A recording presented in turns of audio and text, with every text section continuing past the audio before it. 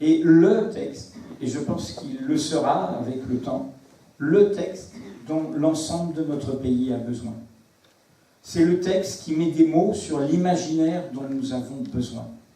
Tout peuple a besoin d'un imaginaire commun, qui l'élève, qui le relève. Qu'est-ce que c'est l'imaginaire? Pour le faire comprendre, c'est pour moi comme l'horizon dans une randonnée. Quand on sort du marécage, on s'élève, on fait du dénivelé, on essaye d'aller sur la ligne de crête, d'avoir le point de vue, et on va respirer, on va embrasser, on va voir loin. On n'attrapera jamais l'horizon, mais c'est l'horizon qui nous aura permis de faire cet effort. Et notre pays a besoin, dans le monde d'aujourd'hui, de cet imaginaire commun. Et il en a d'autant plus besoin que depuis 30 ans, un autre imaginaire le travaille, qui est un imaginaire de la guerre de tous contre tous, du repli, de la régression, j'y reviendrai, de l'identité au singulier, à racine unique, de la clôture, de la fermeture, de la recherche récurrente de boucs émissaires. Et nous savons bien, car c'est l'Europe qui en a fait la pire expérience, combien c'est une pente très dangereuse. Et donc, ce texte, pour moi, n'est pas un texte de circonstance qu'une complicité d'un breton d'outre-mer avec le premier élu qui représente à la fois par son œuvre intellectuelle d'universitaire, de géographe et son engagement en Bretagne et pour la culture en Bretagne, c'est au-delà de cela. C'est que ce texte lui-même, et pour moi c'est une illustration de ce jacobinisme, on a cherché à le publier dans une maison d'édition entre guillemets nationale, en fait parisienne. Et en fait finalement c'est Dialogue à Brest qui le publie. On a essayé de faire, et il y a eu un débat à Arles, grâce à Mediapart, et un autre, je crois, à Nîmes, peut-être. Mais Jean-Michel, ce qu'il dit, on devrait l'entendre en Seine-Saint-Denis, on devrait l'entendre à Lyon, on devrait l'entendre à Lille, on devrait l'entendre dans la Creuse, on devrait l'entendre partout. Car il est au cœur, c'est ce discours-là qui peut affronter ce qui nous tire vers le bas, le poisson souvent pourri par la tête, proverbe breton ou ouzbek ou chinois, je ne sais pas, mais ce que nous voyons dans les unes des magazines, ce que nous voyons dans certaines mises en scène médiatiques et politiques. Alors, je voudrais expliquer comment est venue cette relation, parce que, y compris par rapport à des polémiques récentes, ça illustre quelque chose. Nous ne nous connaissions pas, Jean-Michel. Il avait publié cet être breton, pas de capital à être, et un point d'interrogation. Et en lisant le livre, vous comprendrez toutes ces nuances, qui est un dialogue posthume, pourrait-on dire, avec Morlevesque. Et nous sommes invités, lui, pour être breton, et moi, on est en 2014, il y a 3 ans, à peu près la même période de l'année. Moi, je venais de publier, pareillement comme pour le devoir d'hospitalité, au départ, c'est un article de Mediapart, et un éditeur me dit, il faudrait en faire un livre, je renacle, et puis finalement, je vois tellement de choses qui montent, où l'on essentialise derrière les mots islam, musulman, nos compatriotes qui ont à voir avec ces deux mots, par l'origine de leur famille, par leur histoire culturelle, voire, pour une minorité d'entre eux, par leurs pratiques religieuses. On les assimile en bloc à une menace, c'était avant les attentats, mais ce discours était déjà là, était déjà prêt. Et donc, moi, j'avais fait pour les musulmans. La droguerie de Marine avait annoncé cette réunion par une affiche où il y avait Bécassine et Banania. Et c'est à cette occasion que j'ai appris que je ne savais pas l'histoire de Bécassine, je vais y venir dans la famille, on me l'avait souvent raconté, mais on n'avait pas raconté ce détail, c'est que son vrai nom c'est La Bornée, avec un Z à la fin, mais pour les bornés, hein, et que deuxièmement, dans les premières planches de dessin, elle n'a pas de bouche, donc elle n'est pas censée parler. Et donc il y avait cette résonance entre des discriminations, les causes communes de l'égalité, à la fois notre histoire coloniale, notre histoire hexagonale, mais nous nous sommes construits, y compris l'Hexagone, comme l'empire colonial. Et donc nous nous retrouvons tous les deux, nous nous sommes lus, mais nous ne nous connaissions pas.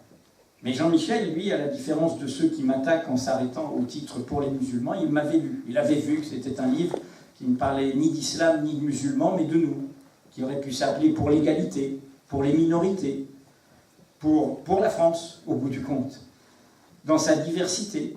Et donc nous nous retrouvons et je découvre quelqu'un qui a les mêmes références que moi, littéraires, les mêmes références intellectuelles, le même chemin entre le breton d'ici et le breton d'outre-mer qui est ma propre histoire. Alors, je voudrais juste insister sur cette propre histoire. Il se trouve que Jean-Michel a le même métier universitaire au départ que mon père, qui a fait donc ses études à Rennes de géographie. Quelle est cette histoire? Je suis issu d'un père, d'une famille, d'une mère aussi, mais d'une famille marquée beaucoup par l'histoire du père, qui est quelqu'un qui a participé à cette renaissance culturelle bretonne de l'entre-deux-guerres, dans sa dimension progressiste. Il m'avait toujours dit sa honte de voir des nationalistes bretons défiler à Rennes dans l'uniforme de l'occupant et collaborant au nazisme. Donc pas du tout dans un nationalisme de clôture, de fermeture, mais dans une renaissance culturelle où, au fond, l'oppression que tu as subie, la discrimination que tu as subie, l'humiliation que tu as subie, loin de pouvoir être transformée en ressentiment, en aigreur, en fierté à nouveau dominante contre d'autres, au contraire, elle te fait obligation, presque intime, d'être en empathie avec d'autres oppressions similaires. Et c'est ce qui s'est passé dans cette histoire de la famille qui ressemble à, peut-être que certains d'entre vous connaissent son nom, Yves Pierson, qui a été un des animateurs d'Arphaz et qui a accompagné les indépendances. Arphaz, la revue de le mouvement et la revue de Yann Soyer, le père de Mona Ozouf, elle lui a rendu hommage, et à l'école des filles, il y a sa bibliothèque en breton, vous le savez, et Yves Pierson a accompagné, au fond, la décolonisation, les indépendances au cœur de l'empire colonial français. Et donc, de Bretagne et du monde, l'expression qui est au cœur du manifeste de Jean-Michel dit bien cela. Comment, justement, on peut apprendre de sa propre histoire, de sa propre oppression, pour être solidaire des autres et pas être dans la concurrence des victimes, dans la hiérarchie des malheurs, dans la proclamation de son identité face à d'autres identités, et au contraire, être en relation avec elles. Ensuite, ce que je voudrais dire, c'est que dans le propos de Jean-Michel et dans tout ce qu'il met en mots avec une très très belle langue, derrière ces mots, il y a la façon de revitaliser ce mot égalité. Nous oublions, dans nos temps troublés, l'essentiel. Nous naissons libres et égaux en droit. Cette proclamation, et j'ajoute la dignité comme tout à l'heure, cette proclamation est terrible dans ce qu'elle ébranle et qu'elle ébranlera toujours. Cela veut dire, nous avons toujours, quels que nous soyons, le droit d'avoir des droits, d'en inventer de nouveaux, d'en conquérir de nouveaux, d'en défendre, d'en revendiquer, sans distinction d'origine, de naissance, de croyance, d'apparence, de sexe, de genre. Cela veut dire, et c'est très important par rapport, y compris à des débats ici, dans notre pays aujourd'hui, cela veut dire que les conquêtes de droits pour tous sont toujours portées à un moment par ceux que l'on voit comme des minorités dérangeantes. Et qu'une démocratie vivante, ce n'est pas simplement la loi de la majorité pour le vote.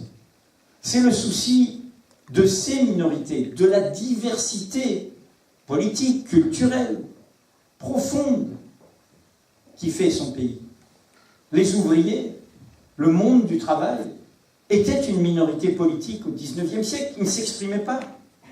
C'était des avocats, des médecins, des journalistes, des publicistes qui parlaient en son nom. Déclaration des 60 dans les années 1850, tout d'un coup des ouvriers écrivent en disant « Nous, on veut parler pour nous-mêmes.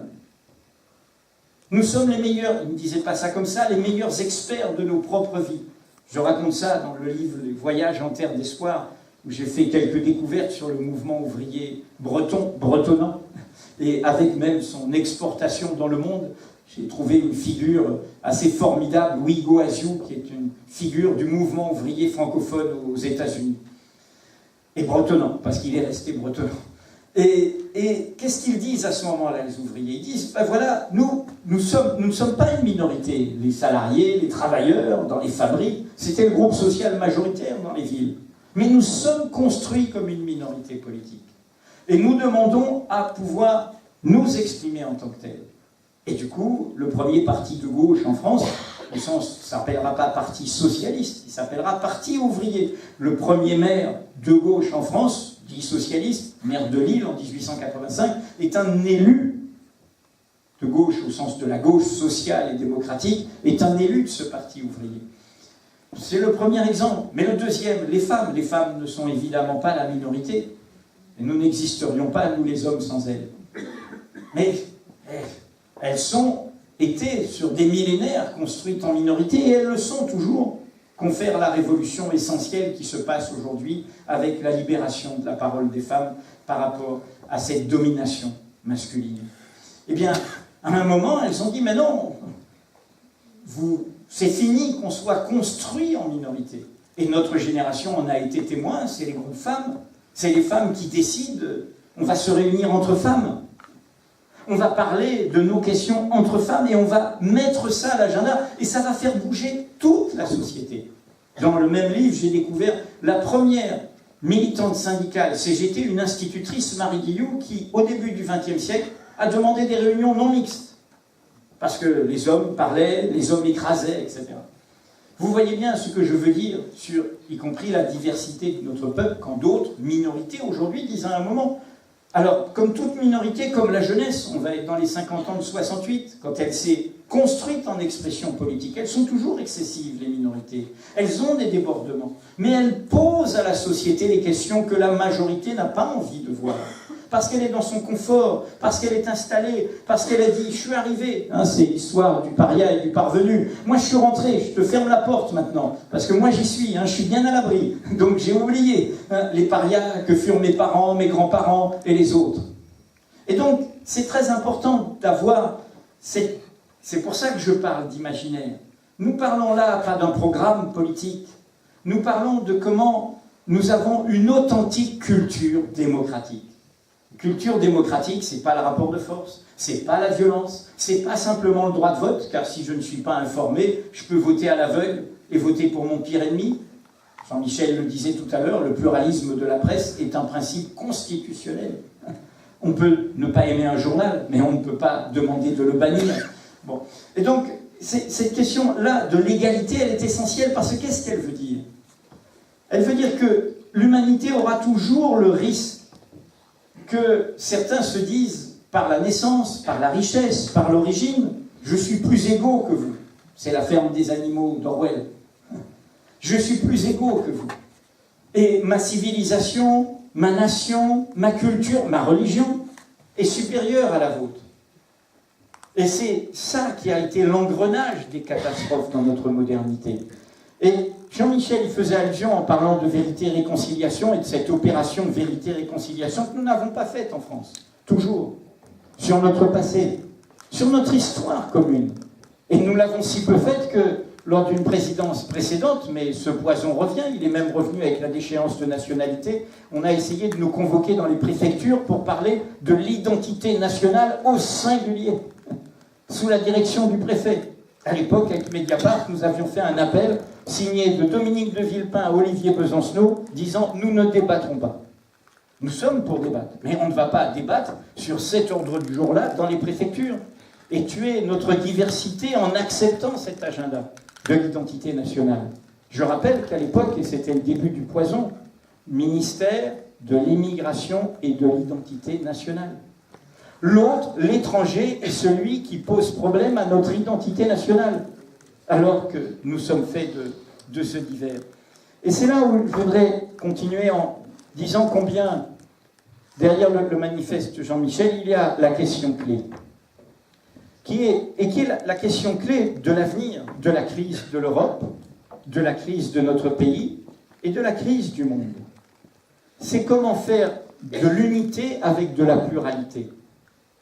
Et comment avoir cette force-là qui n'assèche pas la pluralité dans une unité qui, au bout du compte, ne pourra du coup qu'être en tension et nous entraîner vers des logiques autoritaires, identitaires et inégalitaires. C'est le piège qui nous est tendu. Et il nous faut brandir, pour moi, c'est la question française, cette question-là. C'est la question qui peut nous permettre de rassembler la diversité de notre peuple, car ce discours, ces mots, ne sont que la réalité de notre peuple. Nous sommes, la France, une Amérique de l'Europe par la constitution de notre peuple. Nous sommes faits du divers. Notre langue est faite du divers. Nos cultures sont faites du divers. Et les festivals qu'il y a ici l'été en témoignent profondément. L'ensemble de tout ce qui nous entoure est fait du divers. Et nous sommes ici dans le pays de Victor Ségalen, c'était un conservateur, Victor Ségalen. C'était pas politiquement quelqu'un qui voulait changer le monde. Mais il a vu comment la projection d'une civilisation qui se croit supérieure aux autres peut détruire la diversité du tout-monde, comme dit Glissant, et aussi du tout-vivant, parce que ça va ensemble. Vous connaissez sa formule, c'est par la différence et dans le divers que s'exalte l'existence. Et vous savez très bien que sans Ségalen, il n'y aurait pas les Gauguins que l'on peut voir, les derniers Gauguins, et que l'on voit dans l'exposition qui a lieu à Paris. C'est lui qui les sauve de ceux qui allaient les brûler, qui disait qu'est-ce que c'est que ce sauvage, qui s'est identifié au sauvage, qui est passé de l'autre côté. Et c'est pourtant cet imaginaire qui en fait une peinture formidable. Et nous savons que les couleurs, et pour moi ça m'émeut d'autant plus que son passage breton se fait avec un passage à la Martinique, le pays de ma jeunesse. Et c'est là qu'il invente ce chatoiement des couleurs. Enfin, dernier point, et Jean-Michel y a fait allusion, c'est la question de la relation. Nous avons en commun ces auteurs, poètes, romanciers, philosophes, de langue française, mais qui sont issus du divers, de notre projection sur le monde. J'ai nommé Édouard Glissant, le premier, Chamoiseau, qui le prolonge aujourd'hui, mais on pourrait dire Aimé Césaire. Mais dans tout cela, et le Clésio aussi, qui, lui, nous vient de l'océan Indien. Mais je cite surtout Édouard Glissant, pas seulement parce que c'était un ami, mais Édouard Glissant est celui qui peut-être a eu la vision qui va le plus loin, en poète, philosophe, romancier. Ce qu'il appelle l'identité-relation. Il n'y a pas d'identité à racine unique. Il n'y a d'identité que de relation. C'est comme une plante. Si elle croit qu'elle a une racine unique, elle oublie son terreau, elle oublie ses radicelles, elle oublie ses rhizomes, et elle meurt. Nous sommes faits de tout cela. Et d'une certaine manière, une pensée d'écologie politique par rapport à tous les enjeux nous oblige à penser, y compris notre propre humanité comme ça, dans son lien au tout vivant. Alors qu'est-ce que ça veut dire, une relation? Parce que Glissant va plus loin dans l'alerte sur le tremblement du monde, sur la fragilité du monde. Et nous savons, nous sommes les premières générations à savoir que notre espèce, non seulement peut se mettre en péril elle-même, mais mettre le monde entier en péril. C'est la plus destructrice, la plus intelligente, la plus violente, la plus destructrice, au point de pouvoir se mettre en péril elle-même. Les civilisations sont mortelles, les espèces sont mortelles. Et que dit Glissant dans son alerte? Il dit, mais on doit prendre conscience, d'où notre défiance pour ces discours autoritaires, verticaux, faucons, yaka, et cette brutalité qui existe sous différents visages politiques. Dans ce moment-là, avoir le souci du tremblement du monde, c'est comprendre que la puissance qui a été celle d'un imaginaire continental, l'hexagone qui unifie, l'Empire, l'Europe, ça a été une grande puissance, cette logique continentale, qui est une logique d'unité dans l'uniformisation, dans l'écrasement du divers. Eh bien, cette puissance, elle a beaucoup détruit, beaucoup menacé. Et il nous faut quitter cet imaginaire-là. Et le mot qui va comme un imaginaire politique nouveau, c'est le mot d'archipel. Il nous faut des unités faites de ces relations du divers. Ce qui nous amène au débat qu'on aura peut-être sur la Catalogne, sur la Corse, peut-être sur la Nouvelle-Calédonie. Comment faire des souverainetés en relation? Comment dire je suis breton et français, comme je suis ceci et français, et ceci et ceci et cela est français. Car je ne suis pas qu'une unité, je suis fait du divers. Et je crois vraiment que, pour moi, cette question-là, c'est vraiment aujourd'hui le chemin par lequel nous pouvons retrouver un langage commun.